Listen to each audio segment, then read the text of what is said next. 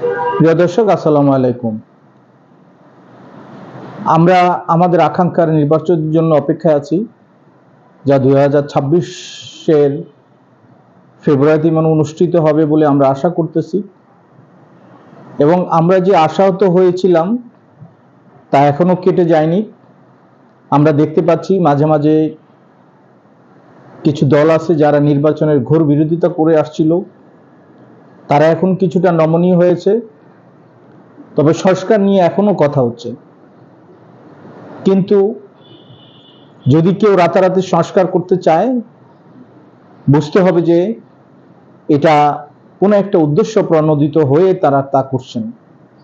কারণ আমরা আমাদের অভিজ্ঞতা থেকে বলতে পারি যে আইন করা যায়, কিন্তু আইন ইমপ্লিমেন্ট করতে হলে একটু সময় নিতে হয়। কারণ এর সঙ্গে দেশের পরিবেশ, মানুষের মানসিকতা অনেক কিছুই নির্ভরশীল। আপনাদের নিশ্চয় মনে আছে যে বেশ কয়েক বছর আগে ঢাকা শহরে যানজট কমানোর জন্য লেনে ওভারটেকিং নিষিদ্ধ করে একটা আইন করা হয়েছিল, বা ট্রাফিক লেন চেঞ্জ করার যেন না করে সেই জন্য একটা নির্দেশনা দিয়েছিল, এবং ঢাকার কয়েকটা রাস্তায় সেটা পালন করার জন্য বলা হয়েছিল। কিন্তু 2-3 দিন পরে সেই ট্রাফিক কর্তৃপক্ষ সেটা উঠিয়ে নেয়, কারণ তারা দেখেছে যেটা কোনোভাবেই চালকদেরকে মানানো যাচ্ছে না। কারণ তাদের মানসিকতা এবং তাদের যে শিক্ষা, তাদের যে প্র্যাকটিস, সেটার ঠিক উল্টাটা ছিল এটা। আমরা দেখি যে যেখানে রাস্তায় কোনো হর্ন দেওয়ার দরকার নেই, সেখানেও ড্রাইভাররা হর্ন দিচ্ছে। যেখানে একটা সিগন্যাল যখন মানে গ্রিন সিগন্যাল হবে, তখন গাড়িগুলি স্মুথলি পার হবে, কিন্তু দেখা যায় যে তখন শত শত গাড়ি একসঙ্গে হর্ন বাজানো শুরু করলো। এই যে একটা আমাদের অভ্যাস, এটার থেকে আমরা ফিরে আসতে আমাদের সময় লাগবে।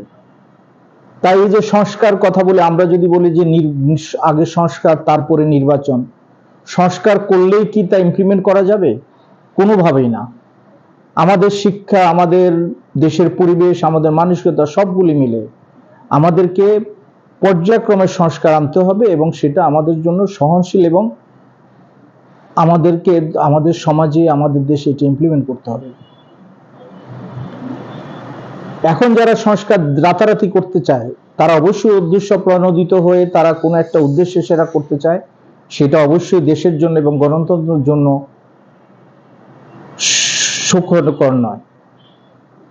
তবুও আমি সকল রাজনৈতিক দলকে বলতে চাই, ন্যাশনাল ডেমোক্রেটিক পার্টির পক্ষ থেকে, যে আমরা সংস্কার করব, শুধু প্রয়োজনীয় যেসব সংস্কার আমাদের অবাধ এবং সুষ্ঠু নির্বাচনের জন্য এখনই প্রয়োজন, সেই সংস্কারগুলি আমরা করব, বাকিগুলি নিয়ে আমরা কথা বলবো না। আমরা যদি এখন ক্ষমতা আসতে না পারি, যে দল এখন আসবে না তারা হয়তো আগামী বা 2 বছরের নেক্সট নির্বাচনে যেন আসতে পারে সেই প্রচেষ্টা করবে। যে দল এই সরকার গঠন করবে, সেই দলকে জনকল্যাণমুখী হওয়ার জন্য এই দলগুলি, যারা বিরোধী দলে থাকবে, যারা ক্ষমতা আসবে না, তাদেরকে চাপ সৃষ্টি করতে হবে, এবং এই সরকারের যে ভুলভ্রান্তি থাকবে সেগুলি তুলে ধরতে হবে। আমরা আমাদের যে আইডিওলজি আছে সেটা যদি জনসমক্ষে আমরা তুলে ধরতে পারি, এবং সেটা যদি অন্য দল থেকে ভালো হয়, অবশ্যই জনগণ আমাদের দিকে দিয়ে মুখ ফিরিয়ে আনবে, আমাদের দিকে তাকাবে, আমাদেরকে সমর্থন দিবে, এবং যখন ভোট আসবে তখন ভোটও দিবে। তাই আমরা এখনই ক্ষমতায় যেতে হবে, বা এখনই আমাদেরকে সুবিধা নিতে হবে, এমন চিন্তা করে রাজনীতি করা উচিত নয়। কারণ রাজনীতি দেশের মানুষের জন্য, দেশের জন্য। আমি ক্ষমতায় আসবো সেজন্যই রাজনীতি হওয়া উচিত নয়, আমি দেশের মানুষের জন্য কাজ করব, এটাই রাজনীতি হওয়া উচিত। সেটা আপনি সরকারে থেকেও করতে পারেন, সরকারে না থেকেও করতে পারেন। যারা সরকারে থাকে তাদের দায়িত্ব কাজ করা, আর যারা সরকারের বাইরে থাকে তাদের কাজ হচ্ছে সরকারকে পরামর্শ দেওয়া, প্রয়োজনে তাদেরকে চাপ সৃষ্টি করা। যেহেতু দীর্ঘদিন অগণতান্ত্রিক প্র্যাকটিসের পরে একটা গণতান্ত্রিক নির্বাচন এবং সুষ্ঠু অবাধ সুষ্ঠু নির্বাচনের একটা সময় এসেছে, সকল দলের উচিত তাদের নির্বাচনী ম্যানিফেস্টো এমনভাবে করা উচিত যেটা আমরা করতে পারবো এবং যেটা দেখে জনগণ আমাদেরকে ভোট দিবে। কারো প্রতি আমরা শত্রুতা করব না, কারো কোনো দলের প্রতি বিদ্বেষী হব না, আমরা জনগণমুখী হব। আমাদের যে ম্যানিফেস্টো আমরা জনগণের কাছে প্রেজেন্ট করব এবং জনগণই সিদ্ধান্ত নিবে কাকে ভোট দিবে। সুতরাং ভোট বন্ধ নয়, অবাধ সুষ্ঠু ভোটের জন্য আমরা কাজ করব।